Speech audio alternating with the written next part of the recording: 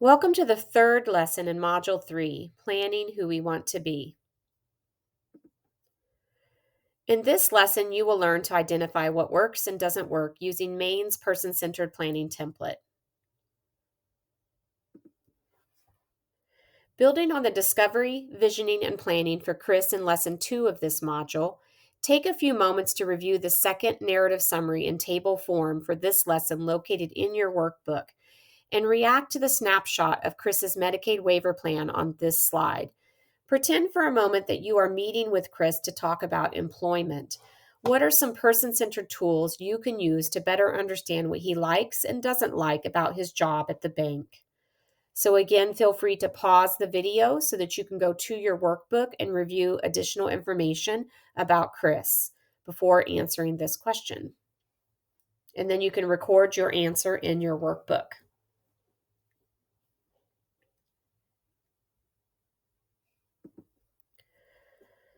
Great. So you can complete the section of the person-centered plan focused on employment. Using your workbook, now record some ways that you can improve this section of his plan.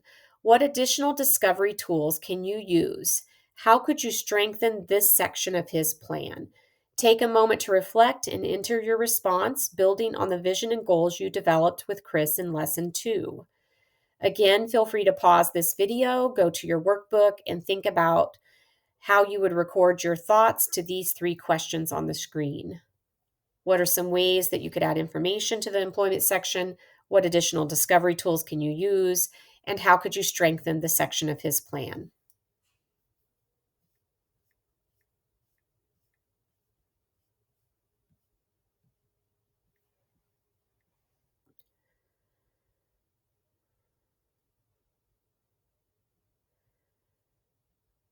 All right, so it's very important to keep in mind that you can strengthen the section of his person-centered plan by adding more detail on what types of classes Chris wants to take and considering career exploration as a key step to help Chris think through other types of jobs. You could also add more detail on what he doesn't like about his bank job. Does he dislike the job because he doesn't feel he does it very well, or he finds it boring, or maybe he doesn't like the night shift?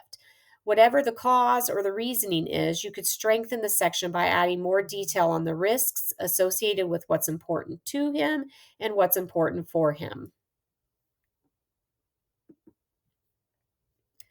All right, so let's keep practicing. After you talk with Chris, you document his vision as I will have a job I like that supports me to live on my own.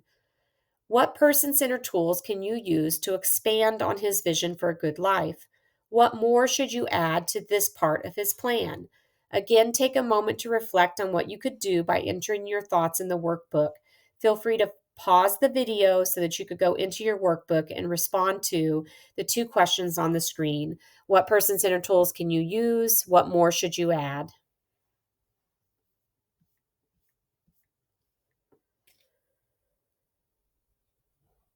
All right, well, welcome back. You could use person-centered futures planning map focused on hopes and dreams, or you could use the trajectory or path tool, which helps you to work with Chris to identify his employment vision. You could also insert detail on what his vision is specifically and the steps to get to the vision. You should strengthen the goal to be specific, measurable, achievable, relevant, and time bound, and also agreed upon by Chris and those closest to him. You likely notice that the perspective of those important to him is missing in this example on the screen. It's critical to include not only the thoughts of those people closest to Chris, but also how those people can support Chris to reach his goals.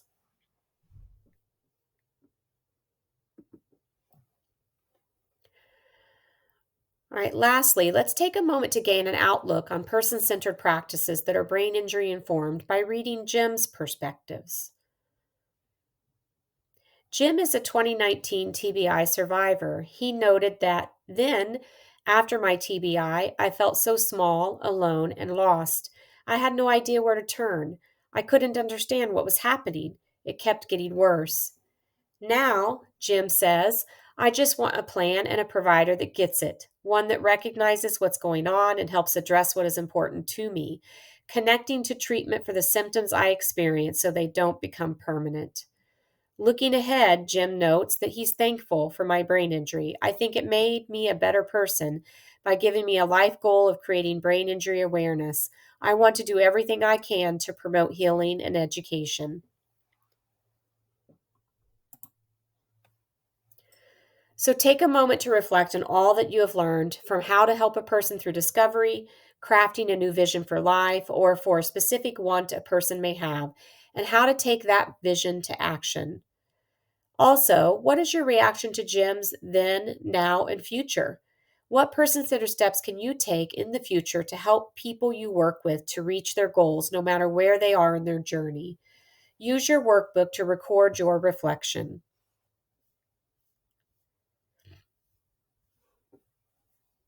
In this module, you learned and practiced how to establish SMART goals and use person-centered practice tools to set goals, develop a plan, and monitor the plan.